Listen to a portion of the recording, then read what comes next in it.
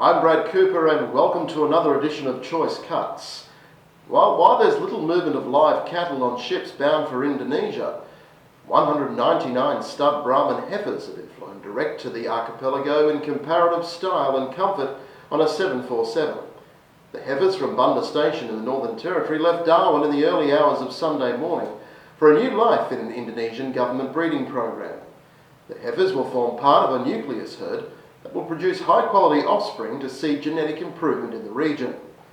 Northern Territory Cattlemen's Association President David Warner says eyebrows have been raised over the decision to send the heifers in the face of the Indonesian government's self-sufficiency goals, slashing the live X numbers. But Mr. Warner says you only have to spend some time in Indonesia to see the country is limited in its ability to produce enough food and will need a lot more of our beef in the future.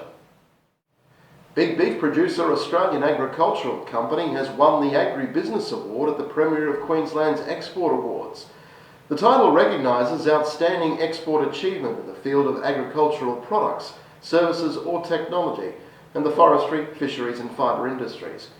Managing Director David Farley says AACO is proud to be recognised for significant achievements in growing its exports both in volume and in new markets.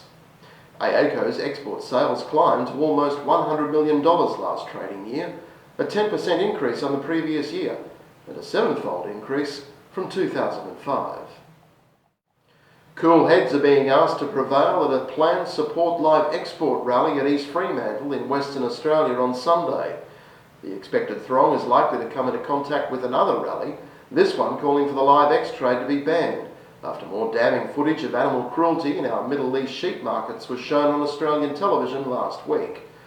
Organisers of the Support Live X rally are urging anyone looking for a stoush not to turn up, as the last thing the industry needs right now is more ugly scenes on the nightly news. A cartoon video posted on YouTube has depicted a stockman in a mock debate with a caricature of live export hater and New South Wales Greens Senator Lee Rhiannon, with some of her answers cueing the sound of crickets. The video, with a humorous but also a serious tone titled The Lee Rhiannon Show, was posted by Jim Ironbark McDonald, who's becoming something of a regular in Choice Cuts for his colourful activity on social media websites. The cartoon shows the senator making a plea to Green voters about why the cruel or barbaric live export trade should end. But the stockman defends the trade by pointing out flaws in the economic arguments used by the Greens to back onshore meat processing over live exports. So why the crickets? The online Urban Dictionary says, "Cue the crickets" is a phrase that describes a sudden pause or lull in a conversation following an inappropriate, embarrassing or dumb comment. A Darwin vet who spent 22 years as a researcher for the Northern Territory Department of Primary Industries and studied cow death rates on large stations in the late 80s, pre-large live-scale export, is doing his bit to promote the message that live export is integral to maintaining cattle welfare both here and in Indonesia.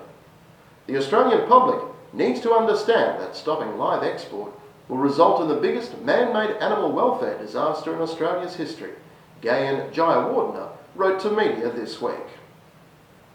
And now for our Queensland viewers. Queensland Country Life publishes its Game Changers Lift-Out next Thursday. The publication is something of a game-changing feat in itself for the newspaper, incorporating video in the articles that can be accessed through smartphone technology. Here's a sneak preview of what to expect.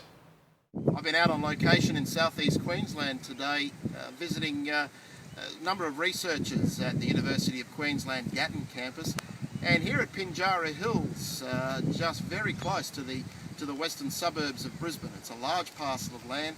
There's quite a number of cattle grazing on these paddocks, which are used in various research trials belonging to the university, Meat and Livestock Australia, and also various other commercial partners. Throughout today I've caught up with a number of these researchers who will feature in the upcoming Game Changers Lift Out to appear in Queensland Country Life on November 22.